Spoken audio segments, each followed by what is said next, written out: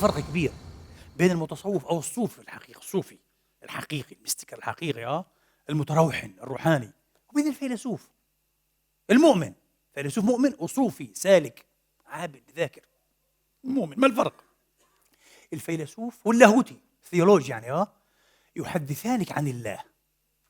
الله والقرآن قال وابن تيمية ومش عارف ايه والشيخ صدر ملا الشيرازي والإمام فلان والإمام علان، كل واحد من جهته. هذا الثيولوج وهذا الفيلسوف كمان يحدثك عن الله. فلسفة نفسه تحدثك عن الله. التصوف التروحن والعبادة والذكر حديث مع الله، حديث مع الله. فهمت كيف علي؟ يقول محمد بن كعب القرظي، هذا من نسل اليهود، هذا من نسل اليهود قريظة، وأسلم وحسن الإسلام، وفي ظاهر الأمر كان من أحد برضو المتأليين يعني المتعبدين الكبار. كان يقول من بلغه القرآن، يعني إيش بلغه؟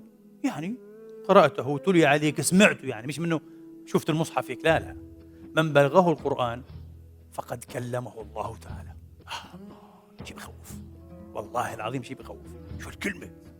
الإمام أبو حامد الغزالي قدس الله سره علق عليها، قال فإذا كان كذلك فعليه، أي على هذا الذي بلغه القرآن، وإحنا كلنا بلغنا القرآن، وأوحي إلي هذا القرآن لينذركم به ومن بلغ قد بلغنا.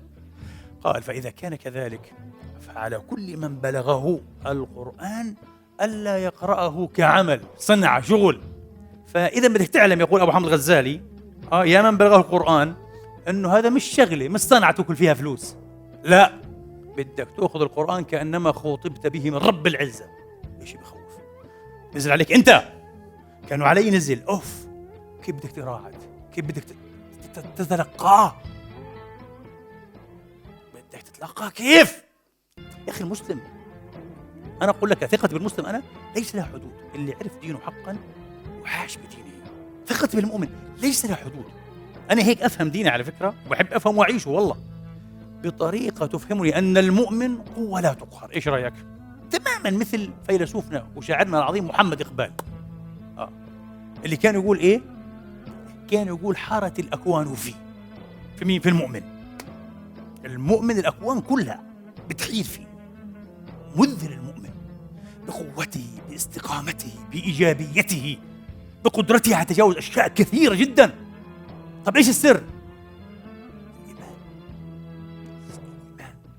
التعويل على الله. الله معي، إن معي ربي سيهدين. الله معي. واحد يقول مين قال لك؟ القرآن قال لي إن الله مع الذين اتقوا والذين هم محسنون. وبقدر أعرف نفسي وبتقدر تعرف نفسك، هل أنت تقي أم فاجر؟ تعرف نفسك لما لاحت وسنحت لك الفرصة والنهزة أنك ترتكب الفاحشة مع الفتاة الجميلة 1000 واحد بتمناها، قلت لها لا اذهبي إني أخاف الله، وانجنت هي. 1000 واحد بنزل عند رجليها لأنها فتاة مش طبيعية في الجمال، وهي ابتليت بك وانت الله بالك بيها، بس انت نجحت. قلت لها ابعدي، لا، قلبي يشتهي وتمنى ولكن إني أخاف الله. تعرف حالك تقي مش فاجر لما عرض عليك مئات الألوف والملايين مرات عشان تخون ضميرك أو قلمك أو لسانك أو موقفك، تخون شعبك أو وطنك أو دينك. قلت لهم لا، ولو أعطتوني ملك الدنيا. بتعرف حالك تقي، اللي بيعمل هيك تقي وراجل ووازن وابن أصل وابن تقوى وإيمان. تعرف حالك صح؟ تعرف حالك لما واحد ما خلاش عليك تكلم في عرضك بالباطل وفي دينك وفي ذمتك وفي أمانتك، ما خلاش عليك فاجر لأنه فاسق، وإنت لما جاءت الفرصة إنك تذبح قلت لهم لا اتقوا الله، ما عندناش دليل، ولو عندنا دليل مأمورون بالستر، استروا من ستر ستر. في عدوك اللي ما وفرك في عدوه، هيك ديني علمني. هذا المؤمن، هذا المؤمن. ممكن تلاقي عجوز، أمك، أمي، جدتك، أباك الكبير، أمي غير متعلم، تتعلم منه الدين. إيش رأيك؟ لأنه هو فاهم، عارف جوهر الدين. جوهر الدين إنك تكون مع الله تبارك وتعالى. على فكرة الآيات هذه كلها أتحدى تجيب لي آية إن الله مثلا مع الذين يقيمون الصلاة ويؤتون الزكاة، ما في شيء. إن الله مع الذين يصومون كثيرا ويحجون كثيرا ويقومون الليل. ما فيش هيك. شوف كل آيات المعية آيات إيه؟ مع إيش؟ مع أصحاب أوصاف. إن الله مع الذين اتقوا والذين هم محسنون. والله مش صحيح؟ معناها إذا صلاتك وصومك وحجك وعمرتك وقيامك الليل ما خلتكيش محسنا أو تقيا أو كذا، ما فيش منها فايدة ومش حتقربك من الله. شفت كيف أنت؟ فالأعمال مش مرادة لذاتها، مرادة هي بس مش لذاتها. مرادة لماذا؟ لكي يتحقق عاملها فاعلها بأوصاف مين؟ المتقين والمحسنين. الصلاة والصوم والزكاة والحج والقرآن وقيام الليل والذكر عشان تخليك من أهل التقوى ومن أهل الإحسان، أعلى مقام التقوى، ومن أهل الشكر. والله صحيح؟ وحينئذ إذا صرت من هؤلاء فالله معك ولن يترك ولن يخذلك. وخلي الدنيا، انتبه، بجهة الاستخبارات وهذا وهذاك، واحد على تويتر وواحد على الفيسبوك، خلي الدنيا كلها تكيدك وتقف ضدك. لا تنصرن عليهم. بقوتك غلبان، انت غلبان ضعيف، ولكن بايش؟ بالجهاز بتشغله ما عندكش حدا، بس عندك احسن من كل حدا. عندك مين؟ رب العالمين. وانت عارف على فكره، بتعرف احنا زي ما قال ايه الحسن البصري، كذبوا لو احسنوا الظن لاحسنوا العمل. تعرف متى يحسن ظنك بالله؟ ومتى بتعول على الله؟